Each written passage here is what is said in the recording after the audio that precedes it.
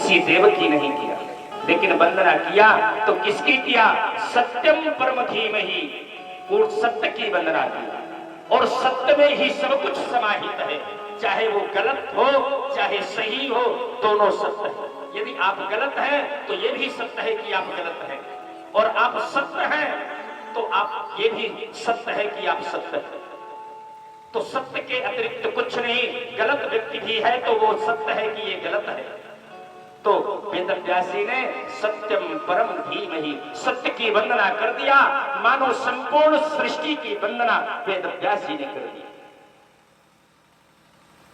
तेने ब्रह्म हृदय आदि कवये, यहां पर तेने ब्रह्म हृदय आदि कवये, ब्रह्मा को आदि कवि कहा गया। तेने ब्रह्म हृदय आदि कवये, सबसे बड़ा कवि ब्रह्मा को कहा गया। क्यों? कहते हैं ब्रह्मा के द्वारा वेदों की रचना हुई। क्या वेदों की रचना ब्रह्मा ने किया है? कुछ इतिहासकारों ने तो यहां तक लिख दिया कि फला ईसा पूर्व वेदों की रचना की गई। इतिहासकारों ने ऐसा वर्णन किया कि फला ईसा पूर्व वेदों की रचना की। किसने किया ये नहीं बताया।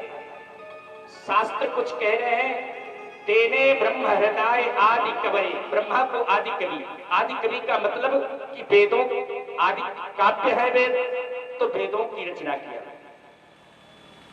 लेकिन ब्रह्मा के द्वारा वेदों की रचना नहीं हुई। क्यों?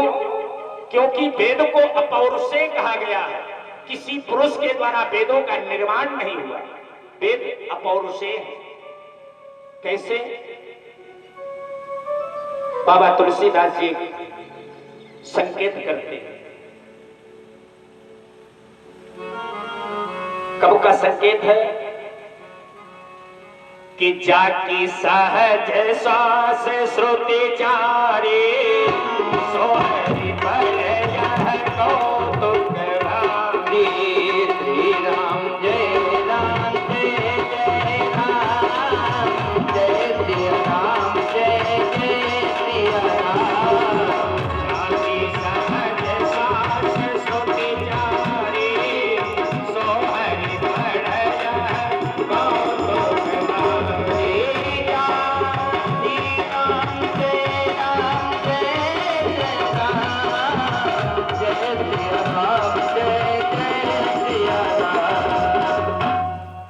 जब गुरुकुल भगवान पढ़ने जाते हैं तो बाबा तुलसीदास जी संकेत लिखते हैं, जाकी सहज श्वास श्रुति चारी। ये कौन श्रुतियां हैं? चार। यजुर्वेद, सामवेद, ऋग्वेद, अथर्ववेद, ये चार श्रुतियां हैं। और इन्हीं चार श्रुतियों को पढ़ने के लिए गुरुकुल जा रहे हैं। तो बड़ा आश्चर्य है, जिसकी स्वयं ये श्वास भूत चारों श्रुतियां हैं, उसी श्वास को पढ़ने गुरुकुल जा रहे भगवान।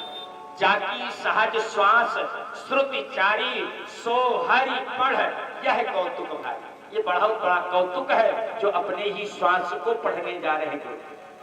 ये श्वास क्या है? भगवान के चार वेद।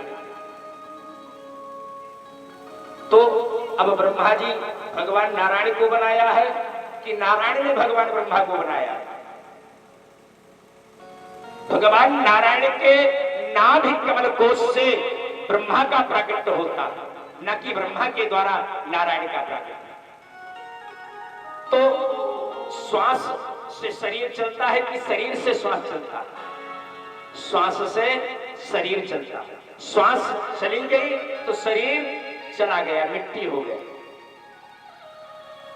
तो वेद ही नारायण है और नारायण ही वेद है। भाई श्वास है तो शरीर है, और श्वास नहीं तो शरीर नहीं। अर्थात नारायण ही वेद है और वेद ही नारायण है। न तो ब्रह्मा ने लिखा